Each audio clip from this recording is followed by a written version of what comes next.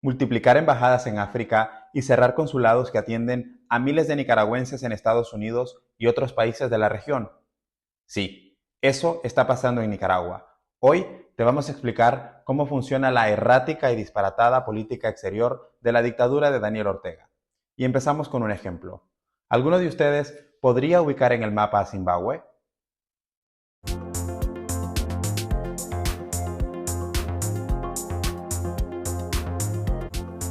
A Nicaragua y Zimbabue los separan 13.000 kilómetros. Uno está en el centro de América y el otro en el extremo sur de África. Para llegar desde Managua a Harare, la capital de ese país, se requieren 50 horas de viaje y el pasaje cuesta alrededor de $2.500. Es una de esas rutas poco frecuentes de los nicaragüenses o casi inexistente, tan inexistente como la relación económica y comercial entre ambos países. Muy probablemente, la presencia de nicaragüenses en Zimbabue es mínima o la habrá ahora con la llegada de los nuevos diplomáticos enviados por la dictadura de Daniel Ortega. Sin importar la utilidad, el régimen de Nicaragua ha decidido establecer una embajada en este lejanísimo país africano, mientras ha ordenado el cierre de al menos 7 consulados en Estados Unidos, México, Guatemala, Inglaterra y Alemania, donde sí residen miles de connacionales y hacia donde se dirigen los principales productos de exportación. Además de Zimbabue, Ortega y Murillo han decidido abrir embajadas en Angola, un país ubicado a 11.674 kilómetros de Nicaragua, en la Argelina Democrática y Popular, a 9.000 kilómetros de distancia, o en Burkina Faso, a 9.026 kilómetros de Nicaragua, donde enviaron como embajador al expresidente de UNEN, Luis Andino. ¿Y qué significa para nuestro país abrir una embajada de la que no se va a sacar mayor provecho? La respuesta es gastos. Gastos que vamos a asumir todos con nuestros impuestos. En primer lugar, se debe designar a un embajador o embajadora con un salario fijo. Hay que comprar o alquilar la propiedad donde va a funcionar la embajada, comprar vehículos, contratar personal de servicio, asumir los costos de mantenimiento y los billetes aéreos ida y regreso del personal diplomático. Son decenas de miles de dólares. Para algunos expertos y exdiplomáticos, la dictadura tiene una política exterior errática y disparatada, porque prevalecen los intereses personales, políticos e ideológicos por encima del interés general de los nicaragüenses. Otros, como el ex embajador de Nicaragua ante la OEA, Arturo McFields, piensan que la dictadura no tiene los suficientes recursos económicos para abrir nuevas embajadas y la única manera de conseguirlo ha sido cerrando consulados. ¿Y qué pasa con el cierre de consulados?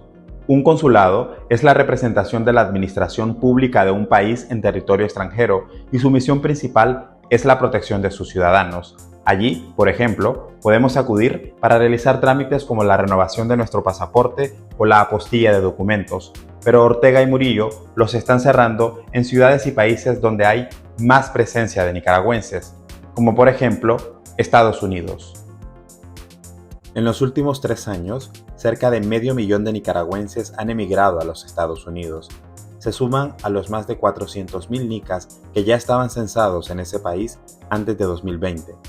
Uno de los estados donde hay más presencia de nicaragüenses es California, con más de 120.000 connacionales censados.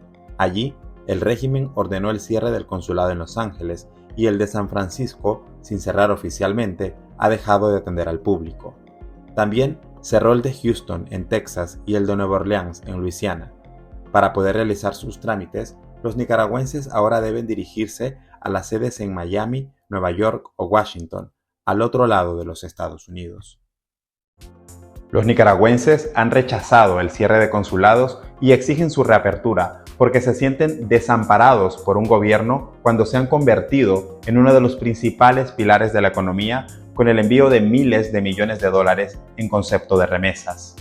El cierre de estos consulados ha provocado que, por ejemplo, los nicaragüenses que viven en la costa oeste de los Estados Unidos tengan que desplazarse al otro lado del país a ciudades como Miami, Washington o Nueva York para poder realizar sus trámites, teniendo que asumir los costos de transporte, alimentación y hospedaje.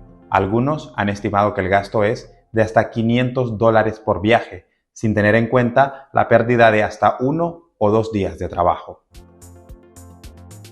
El cierre en cadena de consulados que ejecuta Ortega obedecería a 3 razones: seguridad, para tener mayor control sobre los servicios que se prestan a los nicaragüenses en el extranjero; venganza política, porque Ortega sabe que la gran mayoría de nicaragüenses en el extranjero son sus opositores; y economía, para ahorrar costos.